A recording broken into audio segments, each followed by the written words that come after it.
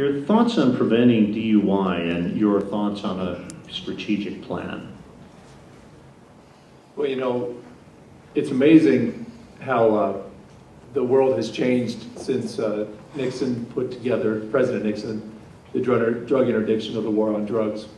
In those days, we spent 2/3 on prevention and rehabilitation and 1/3 on interdiction.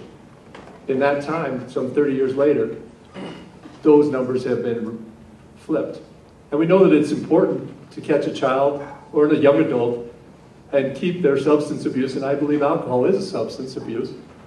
And by the time they're 21, if we can keep them from abusing substances, then for their life, there's not much chance that they'll have that abuse. And so systemically, you have to work with education, and you have to work in the public schools, and you have to work here at the University of Wyoming, because we have to understand that although it is a choice, sometimes choices lead to mistakes, and it can forever color your world. And so I'm a big believer in education. As a former teacher, I've seen it change people's lives. And so I would work with education and with it, not only the community college, but the college and the high school and junior highs. Chris Anker, you have 60 seconds. I would agree. I think we have to get tougher on it. I believe Wyoming as a state's gotten laxed on quite a few things, be one DUI, handicap parking, that sort of thing. We do need to get tougher laws. We need to train them better when they're younger and let them see for themselves what Wyoming has to offer besides the drinking or anything else. Leslie Peterson, 1 minute. I believe our society in Wyoming has gotten far less tolerant of drinking. I hate to say it, but when I was rodeoing on the college team here at the university, we used to measure drives in 6-packs. You know, it was bad. And it's very different now. The blood level which designates somebody being drunk has been lowered consistently. There was a very good effort to clean up the statutes on driving while under the influence of the legislature last year. More of that work needs to be done, but it's a matter of strengthening the laws, enforcing them carefully, providing public education, and simply not tolerating it as a society. Pete Gosar, 30 seconds. Well, you know, and we can understand that recidivism is something that probably needs to be targeted here also. That it is those people that repeat and repeat and repeat again that have the greatest impact on society. And so I would work on laws that made it tough on recidivism and crack down on those people that continue that behavior, which is dangerous to society. Well, DUI is a problem across the state of Wyoming. We know it. It's reflected in the accident rate. It's reflected in the incarceration rate. It's a problem not only of folks of age, but those certainly under the underage population. That too is a process of education. I think we need to look at the penalties and make sure that we are not only using those penalties appropriately, but making sure that those young folks are educated, because it is absolutely adding to the whole juvenile justice system, the incarceration rate across Wyoming. It's costing all of us, and I think once again, education is going to be key. Ron Michael, 60 seconds. Well, again, I think this is a reflection of the importance of family and strengthening the family. We also do need the DARE programs. We do need the things that we're doing in the schools. But the basic unit that can strengthen our young people is strengthening the family. So I think that our efforts need to be made in encouraging families to do things together, to play together, to read together, to eat their meals together, and to try to strengthen that basic unit.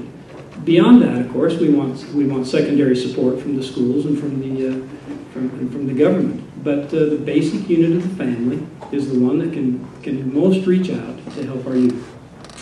Matt Mead, 60 seconds. You know, when it comes to substance abuse issues, there's 3 issues. There's prevention, there's law enforcement, and there's treatment. And you got to have all 3 when you're addressing any substance issue, including drunk driving. With regard to law enforcement, I would favor increased penalties for drunk drivers. But beyond that, what we really want to get to is a point of prevention, because you don't want the drunk drivers out there in the first place. There's some innovative things going on in Wyoming, such as Tipsy Taxi, where people can call up, and whether they have the money or not, somebody will come pick them up. There's individual companies like Tri-Hydro here in Laramie that have started their own voluntary program that says, listen, anytime you're in danger, anytime you don't feel like you want to drive, call us, somebody from this company will pick you up. They do that because it's the right thing to do, but they also do it recognizing that they want to take care of their employees, and it helps drop their insurance rate. Those are innovative programs, and that's what we continue to need to do, along with our DARE programs, and as I said earlier, our training from our school resource officers. Colin Simpson, 1 minute. Thank you, Bob.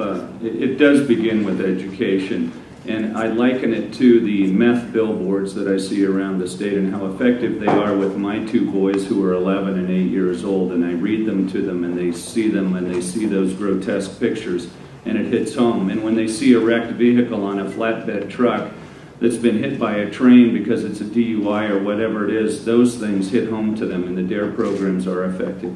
The legislature has taken many steps over the last really 5 years. We now have an ignition interlock where on your first offense, if you're over 0.15%, you have to use the ignition interlock. That helps and has helped greatly in other states that have used it. We've increased a felony now to a third offense within 10 years instead of 5. It's ramping up those penalties, but making sure that we're not just penalizing people, that we're educating them and providing them treatment options also. Tom Euban, 1 minute.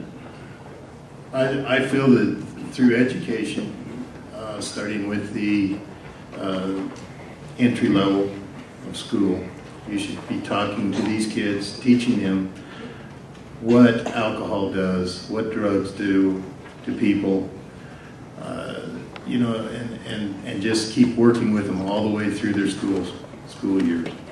And as long as, you know, you work with them, you talk with them. I know I talk with my grandson all the time. You shouldn't be doing these things. You know, drugs are bad, alcohol is bad. Thank you. Rita Meyer, you have 30 seconds. I think that we give our children mixed messages, and throughout society in general, we give mixed messages.